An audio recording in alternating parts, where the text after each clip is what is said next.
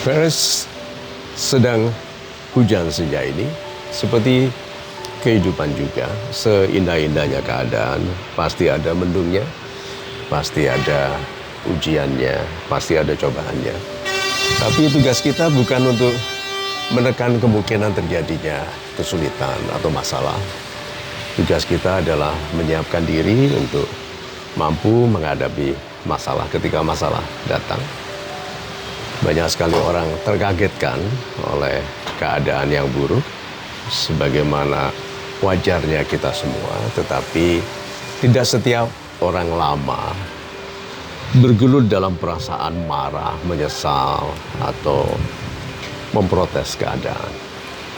So, kalau kehidupan ini memang akan selalu ada cobaannya, maka tugas harian kita adalah membangun pribadi yang saat keburukan datang, ikhlas, mungkin marah sebentar, mungkin protes sebentar, atau bertanya kepada Tuhan, why me? Gitu, mengapa aku Tuhan yang kau berikan ujian? Tetapi tidak ada niat Tuhan kecuali memuliakan kita, sehingga segelap-gelapnya hari pasti sedang disiapkan hari esok yang lebih terang, yang lebih cemerlang.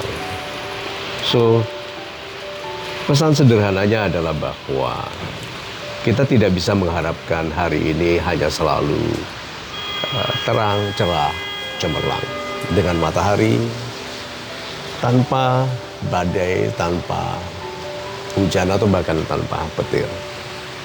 Tetapi kita yang disebut pribadi-pribadi yang hebat itu adalah pribadi-pribadi sederhana yang berserah dalam seburuk-buruknya keadaan, lalu mengutamakan dominasi dari sikap baik di dalam pribadi kita, di dalam respon kita terhadap kehidupan. Tolong Anda ingat bahwa bukan yang terjadi dalam kehidupan ini yang menjadikan kehidupan kita selanjutnya menjadi sulit, bukan. Tetapi bagaimana kita bereaksi terhadap yang terjadi. Tidak ada orang bebas dari masalah, tidak ada orang bebas dari cobaan atau ujian, tetapi pribadi-pribadi yang cemerlang, yang tampil mapan, damai dalam kehidupan ini selalu berasal dari anak-anak muda yang juga menembusi kesulitan, menembusi masalah.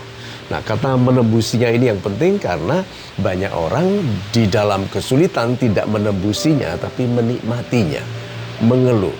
Tolong Anda sadari ya bahwa kenikmatan dari mengeluhkan kesedihan itu dalam sekali.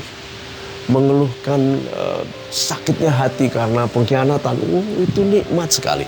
Itu sebabnya ada orang yang bisa bertahan belasan tahun bahkan puluhan tahun marah, mendendam, meratap dalam kesedihan. Nah, kita tidak boleh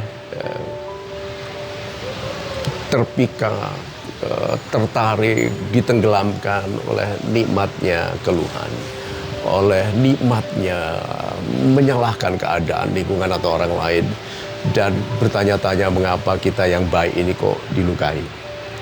So, sahabat-sahabat saya yang baik hatinya, yuk pilih untuk memihakkan diri pada sikap yang baik. Tidak melawan yang terjadi dalam kehidupan ini. Yang sudah terjadi jangan dilawan. Itu sudah diizinkan Tuhan terjadi. Istilahnya ikhlas saja. Itu Tuhan tidak mencegah kok terjadinya gempa, tidak mencegah terjadinya fitnah, kebencian itu kepada kita. Berarti ada maksudnya, karena Tuhan tidak mengizinkan sesuatu yang buruk, yang totalitasnya buruk terjadi kepada kita. Selalu Tuhan mengizinkan yang buruk terjadi, yang setelahnya dijanjikan kebaikan apabila kita bersabar.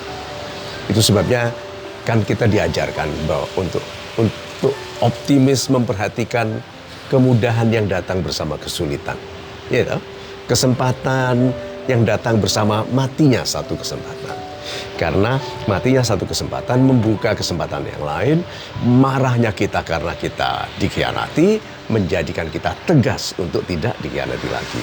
Seperti itulah kehidupan. Jadi bukan yang terjadi kepada kita, bukan yang terjadi kepada Anda, tapi bagaimana Anda bereaksi terhadap yang terjadi. Jadi pesannya, jangan bertengkar, jangan bertempur dengan semua yang terjadi dalam kehidupan.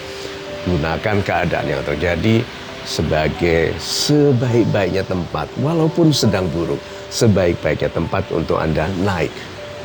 Menjadi pribadi yang lebih kuat, menjadi pribadi yang mencontohkan, yang meneladankan keindahan sikap kepada lingkungan, pasangan hidup, kepada anak-anak, dan bahkan kepada cucu-cucu. Dan mudah-mudahan dengannya Anda menjadi pribadi yang damai, ya, yang disejahterakan oleh Tuhan, di dalam kewibawaan yang besar, dalam kemandirian finansial yang mapan sekali, dan kemudian Anda mulia dalam umur yang panjang, dalam peran yang bernilai bagi sesama. Amin. Mudah-mudahan kita bertemu lagi.